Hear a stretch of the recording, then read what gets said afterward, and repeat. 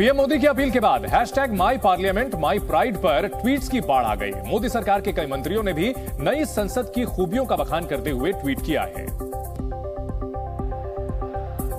इसके साथ ही पीएम मोदी ने आज भी hashtag my parliament my pride का इस्तेमाल करते हुए ट्वीट किया। उन्होंने लिखा कि कई लोग hashtag my parliament my pride पर अपनी खुशी जाहिर कर रहे हैं। उन्होंने लिखा कि ट्वीट करने वाले कह रहे हैं कि नई संसद लोगों की आकांक्षाओं को और अधिक जोश के साथ पूरा करने के लिए काम करती रहेगी। इसके साथ ही hashtag my parliament my pride का इस्तेमाल करते हुए अमित शाह ने ट्वीट किया और लिखा कि नए संसद भवन की अद्भुत झलकियों को देख पूरा देश हर्षित है। केंद्रीय मंत्री हरदीप पुरी के ट्वीट को पीएम मोदी ने रिट्वीट किया और लिखा कि लोकतंत्र का मंदिर भारत के विकास पथ को मजबूत करता रहे और लाखों लोगों को सशक्त बनाता रहे। केंद्रीय मंत्री किरेन रिजिजू ने ट्वीट करते हुए लिखा कि भारत में प्रधानमंत्री की अटूट प्रतिबद्धता के कारण रिकॉर्ड समय में नया संसद भवन बना, इस पर मुझे गर्व है।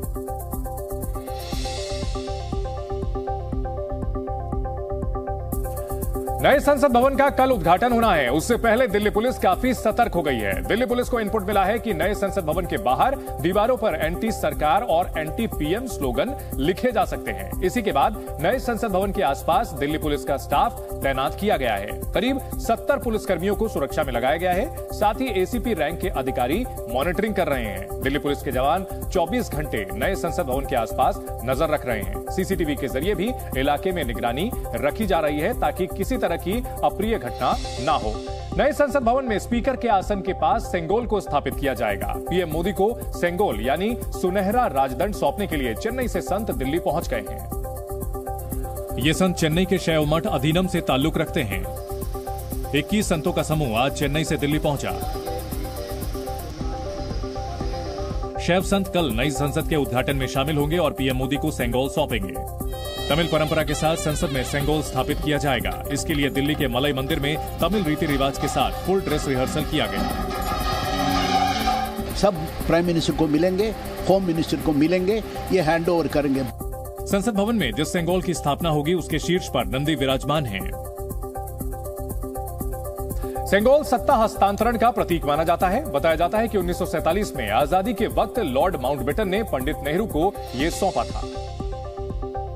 लेकिन कांग्रेस का कहना है कि सेंगोल सत्ता हस्तांतरण का प्रतीक था। इसके कोई ऐतिहासिक दस्तावेज मौजूद नहीं। बीजेपी ने कांग्रेस पर देश से सच छुपाने का आरोप लगाया है। Is it that their appeasement started then, that they were ashamed of a deep cultural ritual that is so meaningful to the south of India? Rajiv Chandrashekhar ने कहा कि सेंगोल को कांग्रेस ने सिर्फ एक वॉकिंग स्टिक का लेबल दिया था। बीजेपी ने कहा कि कांग्रेस की मानसिकता और फितरत ये बन चुकी है कि वो हर अच्छे काम में बाधा डालने की कोशिश करती है। पार्लियामेंट की बिल्डिंग के बनने से लेकर उसमें नेशनल एम्बलम लगने से लेकर आज सेंगोल तक और उसके अनावरण तक हर जगह पर उन्होंने विरोध किया है। शहजाद पूनावाला ने कहा कि विरोध करने के लिए कांग्रेस बेतुके तर्क दे रही है। दिल्ली के सीएम अरविंद केजरीवाल, कांग्रेस अध्यक्ष मल्लिकार्जुन खड़गे और अन्य के खिलाफ राष्ट्रपति द्रौपदी मुर्मू की जाति का हवाला देते हुए भड़काऊ बयान देने के आरोप में शिकायत दर्ज की गई है। ये शिकायत सुप्रीम कोर्ट के वकील विनीत जिंदल की तरफ से दिल्ली पुलिस कमिश्नर को दी गई, जिसमें यह आरोप लगाया गया है कि दिल्ली के सीएम अरविंद केजरीवाल, कांग्रेस अध्यक्ष मल्लिकार्जुन खड़गे और अन्य लोगों ने राष्ट्रपति द्रौपदी मुर्मू की जाति पर विवादास्पद बयान दिया। ये बयान नए संसद भवन के उद्घाटन पर अपने राजनीतिक एजेंडे को पूरा करने के लिए दिया गया, जिसका उद्देश्य लोगों को बांटना और माहौल खराब करना है। ये कहा है कि सरकार द्वारा उनको उद्घाटन में इसलिए नहीं बुलाया गया क्योंकि वो एसटी कम्युनिटी से बिलोंग करती है, वो आदिवासी है। अपने राजनीतिक फायदे के लिए लोगों को बांटना, लोगों को बांटने की बात करना या लोगों को भड़काना, ये कानूनन जुर्म है। सुप्रीम कोर्ट के वकील विनीत जिंदल ने दिल्ली पुलिस के कमिश्नर से इस मामले में केस दर्ज करने की मांग की थी। हालांकि अभी इस मामले में एफआईआर दर्ज नहीं की गई। पंडित जवाहरलाल नेहरू की पुण्यतिथि पर राहुल गांधी ने आज शांतिवन जाकर उन्हें श्रद्धांजलि दी। कांग्रेस नेता राहुल गांधी ने देश के पहले प्रधानमंत्री पंडित जवाहरलाल नेहरू की पुण्यतिथि पर उन्हें शांतिवन पहुंचकर श्रद्धा सुमन अर्पित किए। इस मौके पर कांग्रेस अध्यक्ष मल्लिकार्जुन खड़गे भी मौजूद रहे। कर्नाटक सरकार में आज पहला मंत्रिमंडल विस्तार किया गया। सीएम सिद्धरमैया ने अपनी कैबिनेट में 24 नए विधायकों को जगह दी। इससे पहले 20 मई को कर्नाटक में मुख्यमंत्री और उनके डिप्टी के साथ 8 मंत्रियों ने शपथ ली थी। जंतर मंतर पर प्रदर्शन कर रहे पहलवानों के लिए आज की सुबह मुश्किलों भरी रही। दिल्ली में तेज आंधी और बारिश से उनका टेंट उखड़ गया, साथ ही उनके गद्दे भी भीग गए। रेसलर साक्षी मलिक और बजरंग पूनिया ने ये वीडियो शेयर किया। टेरर फंडिंग केस में एनआईए ने एमपी के जबलपुर में छापेमारी की। एनआईए आधा दर्जन से ज्यादा संदिग्धों को हिरासत में लेकर पूछताछ कर रही है।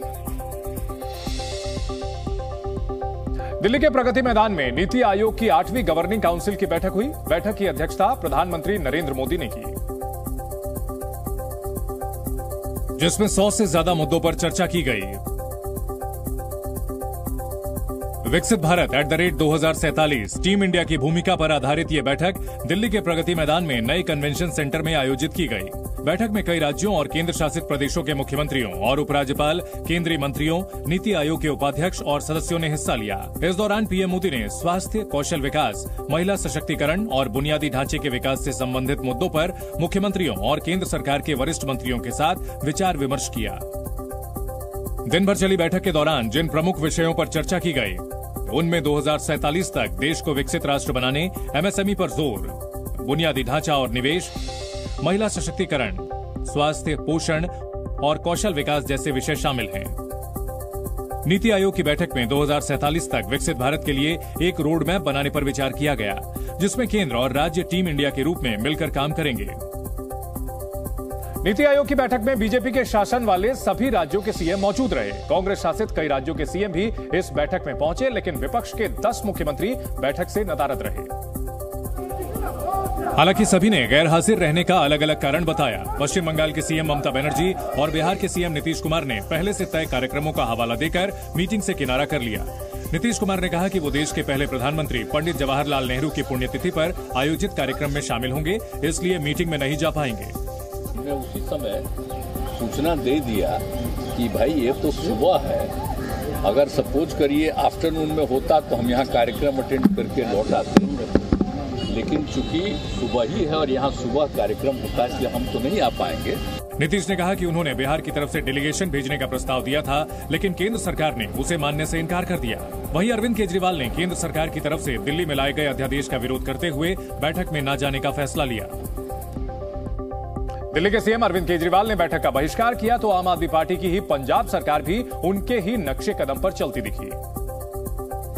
हालांकि भगवंत मान सरकार ने बैठक से गैर हाजिर रहने का अलग कारण बताया। पंजाब सरकार में मंत्री लालचंद कटारूचक ने पिछली बैठक में पेश की गई अपनी मांगों और शिकायतों की फेहरिस्त गिनाते हुए बैठक में शामिल न होने का ऐलान कर दिया। जो पिछली मीटिंग में उठाए गए जो एजेंडे थे, सवाल थे, उनका कोई सब्स्टिट्यूट नहीं बनाना, उनको हल नहीं करना, तो मीटिंग में जाने का कोई उचित नहीं रहता है। इसके अलावा तेलंगाना के सीएम के चंद्रशेखर राव भी बैठक में शामिल नहीं हुए। हालांकि जिस वक्त दिल्ली में नीति आयोग की बैठक में अहम मुद्दों पर चर्चा हो रही थी, ठीक उसी वक्त हैदराबाद में के चंद्रशेखर राव, अरविंद केजरीवाल और पंजाब के सीएम भगवंत मान एक मीटिंग में व्यस्त रहे। तमिलनाडु के मुख्यमंत्री एमके स्टालिन सिंगापुर और जापान के दौरे पर होने के कारण बैठक में शामिल नहीं हो पाए। वहीं राजस्थान के सीएम अशोक गहलोत ने स्वास्थ्य कारणों का हवाला देकर मीटिंग से किनारा कर लिया। इसके अलावा केरल के मुख्यमंत्री पिनराई विजयन भी बैठक में नहीं पहुंचे। उन्होंने अपनी अनुपस्थिति का कोई खास कारण नहीं बताया। नीति आयोग की बैठक से विपक्ष के कई मुख्यमंत्रियों के किनारा करने को बीजेपी ने दुर्भाग्यपूर्ण बताया। बीजेपी नेता रविशंकर प्रसाद ने कहा कि विपक्ष सरकार पर संवैधानिक संस्थाओं की अनदेखी का आरोप लगाता है, लेकिन खुद नीति आयोग की बैठक को गंभीरता से नहीं लेता, जिसमें देश के विकास का रोड मैप तैयार किया जाता है। उन्होंने आरोप लगाया कि विपक्षी दल मोदी विरोध में आम जनता के हितों की भी अनदेखी कर रहे हैं। आपके लिए नरेंद्र मोदी के खिलाफ विरोध करने का बहुत अवसर मिलेगा, आप जाइए विरोध करिए, लेकिन अपने प्रदेश की जनता का अहित क्यों कर रहे हैं आप? अभी तो चुनाव में लगभग 1 साल देरी है ना, लड़िएगा। रविशंकर प्रसाद ने कहा कि बैठक में आम जनता से जुड़े कई विषयों पर चर्चा होनी है, लेकिन विपक्ष को इनसे कोई सरोकार नहीं है। 8वीं गवर्निंग काउंसिल की जो मीटिंग है, जिसमें 100 विषय पर चर्चा होने वाली है और इन चर्चाओं से फायदा होता है, तो उसमें भी इस तरह करना ये बहुत दुर्भाग्यपूर्ण है, ये बहुत गैर जिम्मेदार ना है और ये बहुत जन विरोधी है।